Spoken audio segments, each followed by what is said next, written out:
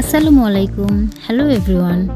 বঙ্গবন্ধু সামরিক জাদুঘরের ধারাবাহিকতা অনুযায়ী আজকে পার্ট 4 হতে যাচ্ছে। আজকের পর্বে থাকছে বিমান বাহিনী এবং তাদের ইতিহাস এবং সব কিছু। চলুন দেখে নেওয়া যাক।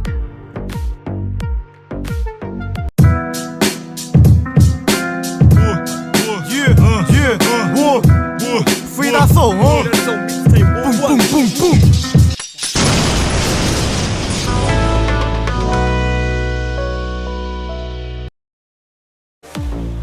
গত পর্বে দেখিয়েছিলাম এইটুক যে আমরা সেনাবাহিনীর ফ্লোর থেকে উপরের ফ্লোরে উঠছি। উপরের ফ্লোরেই দেখা যাচ্ছে বিমান বাহিনী এবং তাদের ইতিহাস সম্পর্কিত সব কিছু।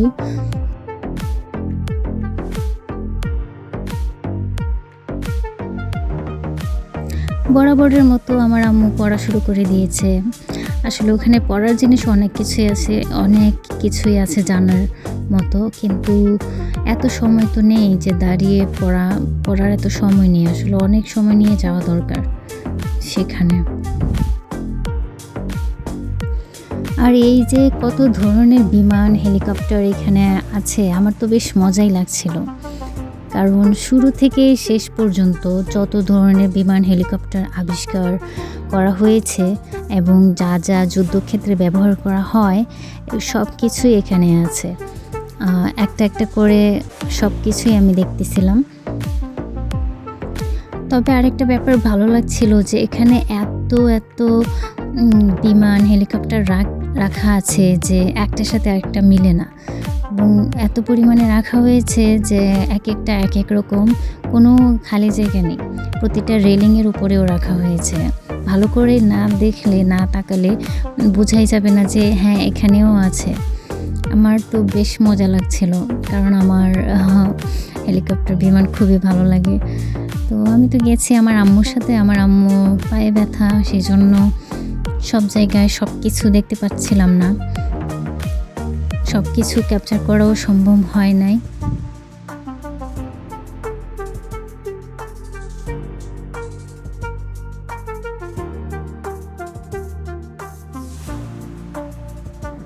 আর এই যে সেই বিখ্যাত হেলিকপ্টার যেটা খোলা, দুই পাশে খোলা, সম্ভবত এটাই প্রথম সামরিক যুদ্ধে ব্যবহৃত প্রথম হেলিকপ্টার।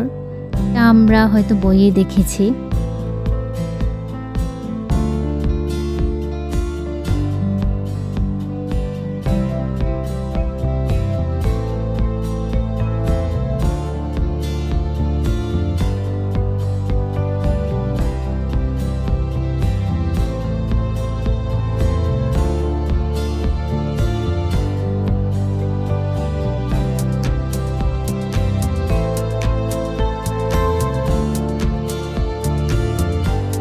কিছু হেলিকপ্টার ঝুলিয়ে রাখা হয়েছে, কিছুটা রেলিংয়ের উপর রাখা হয়েছে, আবার কিছুটা নিচে এমনিতেই পজিশন করে রাখা হয়েছে।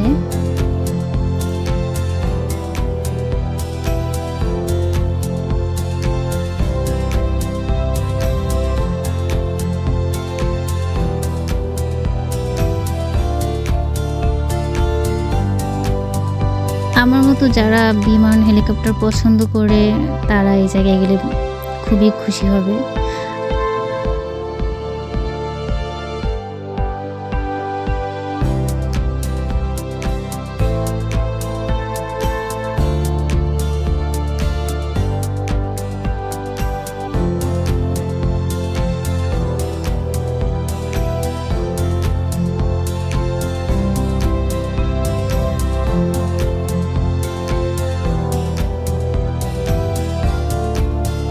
তবে সেদিন একটা ভুল করেছিলাম।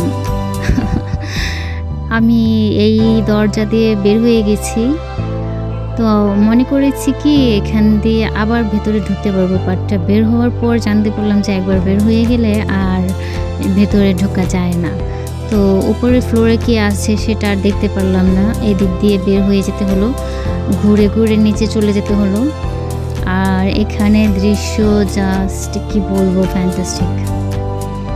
এটা মনে হয় আমার আর বলার দরকার নেই। ভিডিও আর বড় করলাম না, তাই পরবর্তী পার্টে দেখিয়ে দেব বাকিটা, বাইরের সৌন্দর্যটা কীরকম। লাইক কমেন্টস করে পাশে থেকো। বাই বাই, আল্লাহ হাফিজ।